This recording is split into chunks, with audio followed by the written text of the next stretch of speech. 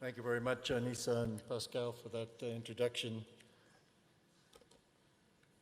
Red Cross friends and colleagues, honored guests, good evening, masahel, buenas tardes, bonsoir. I am very pleased to announce that the Red Cross Red Crescent Prize for Peace and Humanity is awarded to His Excellency Dr. Mohammed El-Hadid. As the Master of Ceremony has mentioned just now, this is the fourth time that the Peace Award is awarded since its creation in 1987. I want to add that this is, however, the first time that it is awarded to an individual.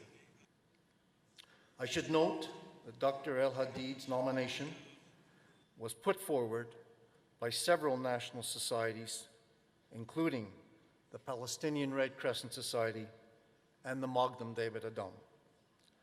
I now have the pleasure to present to you the citation to Dr. El-Hadid, and I would ask Dr. El-Hadid to join me here on the stage.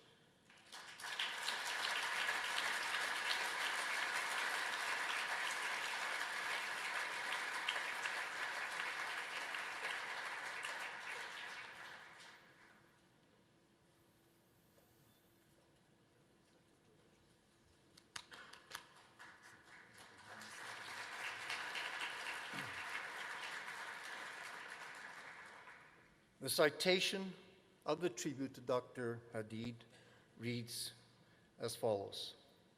Dr. Mohammed El-Hadid has shown remarkable steadfastness, commitment to the principles and values of the movement, and courage in reaching out to sister societies in humanity, peace, and fellowship. He started his 4-decade commitment to the movement by managing several Jordanian National Red Crescent Society operations. This kindled a passion for peace building, prompting him to serve on the movement's Peace Commission. Dr. El-Hadid played a leading role in movement operations during the 1990-91 Gulf War, earning him deep appreciation within the movement and friends in the national societies. It was he who persuaded the Maghdan David Adom in Israel and the Palestinian Red Crescent Society to meet for the first time.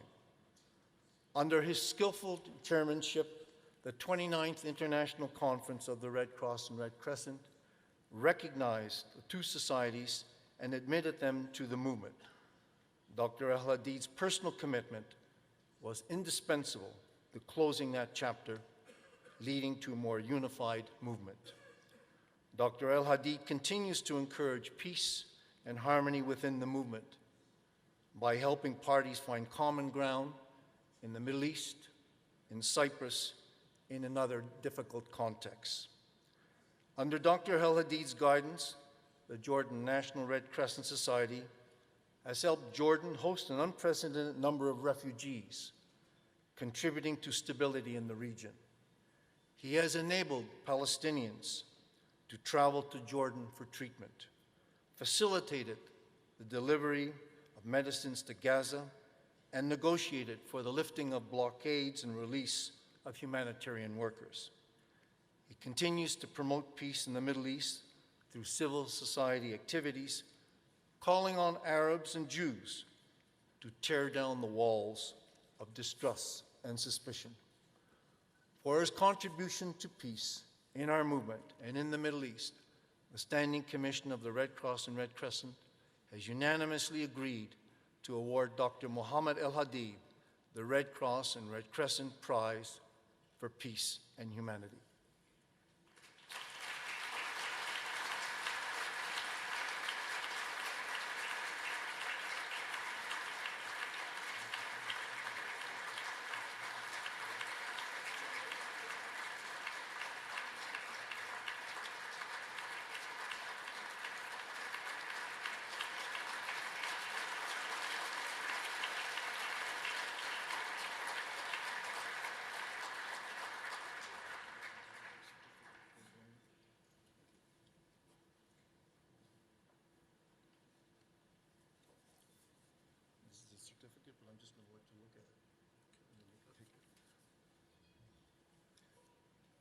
I would like to invite Dr. Haladi to share his remarks with us.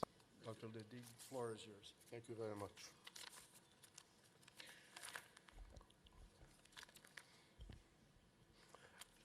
Mr. Chairman of the Standing Commission, Your Excellencies, members of my extended family in the Red Cross Red Crescent movement, Assalamu alaikum, peace be upon you. In the Middle East, this is our daily greeting when we cross paths with a friend or a stranger.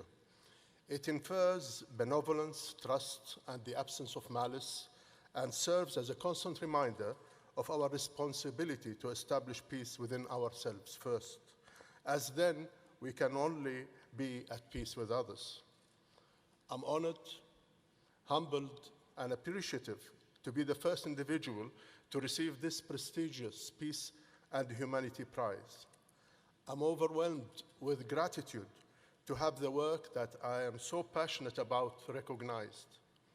I hope that this recognition of my work can serve as an inspiration to others, as I have been inspired by His Majesty, the late King Hussein, and His Majesty King Abdullah II, who taught us to keep an open mind to the rich diversity of mankind, and that intercultural respect is not an option for us, it's an obligation.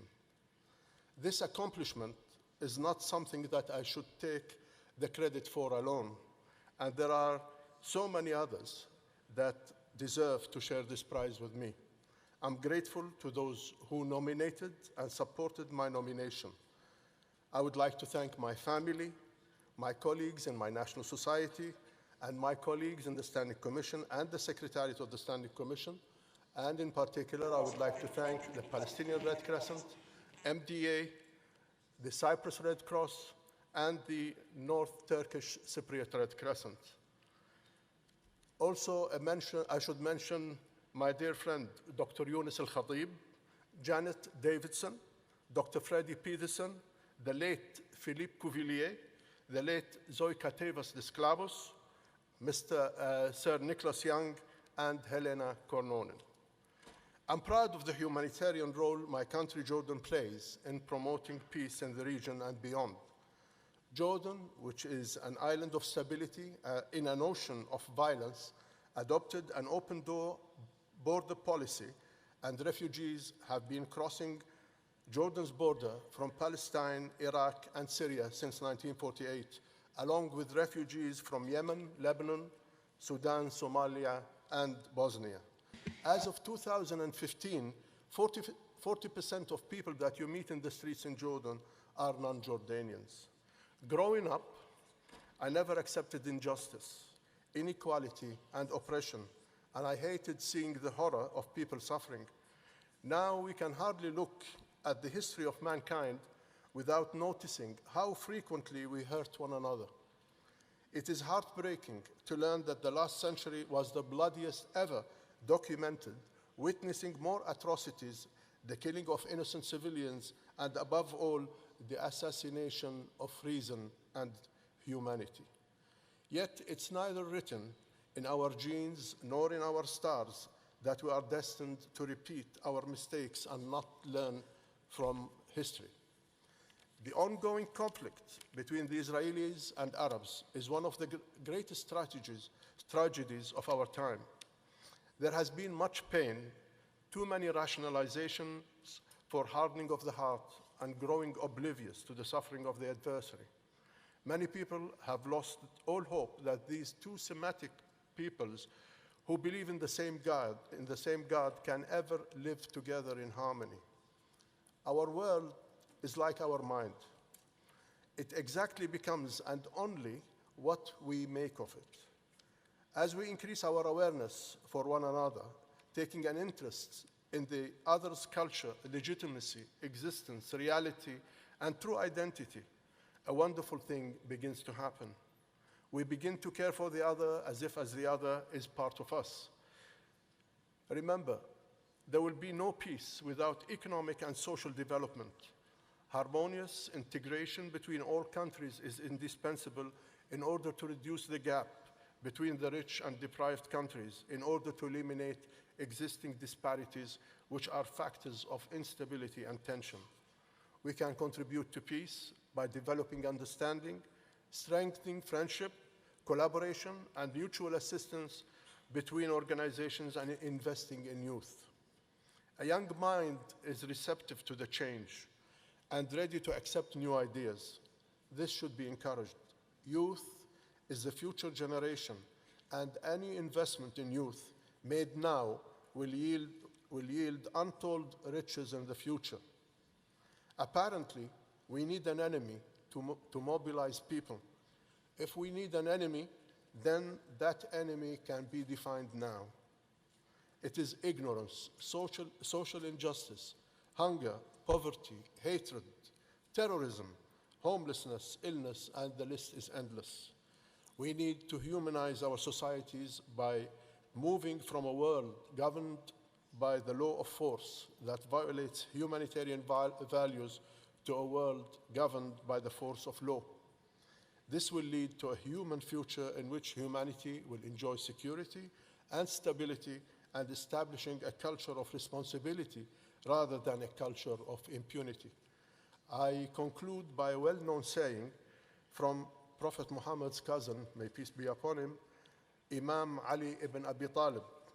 He said, people are of two types. They are either your brothers in faith or your equals in humanity. This is the magic of life that our ancient religions and philosophies have bid us to see, the invisible filament of interconnectedness which bind us together in love and appreciation.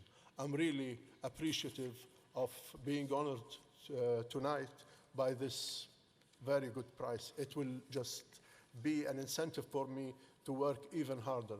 I thank you, Mr. Chairman. I thank all that were the reason for me being awarded this prize. Thank you ever so much.